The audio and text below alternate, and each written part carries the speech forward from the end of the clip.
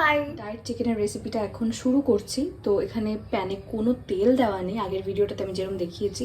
এরপরে ম্যারিনেটেড চিকেনটা কিন্তু এখানে নর্মালি এমনভাবে দিয়ে দিলাম। দেখো, যেহেতু কোনো তেলে রান্না হচ্ছে না, তাই চিকেনের বাটি ধোয়ার জলটা কিন্তু আমি এখন এর মধ্যে ঢেলে দিলাম। যে 9টা 15 মতো আমি এইটাকে এখন ঢাকা দিয়ে ভালো করে কুক হতে দেবো। তাতে করে কি হবে, মশলাগুলো এখানে যা আছে আদা রসুন সমস্ত, তারপর গুঁড়ো মশলাগুলো সমস্ত কুকও হয়ে যাবে, প্লাস মাংসটাও কি হবে, সেদ্ধ হয়ে যাবে।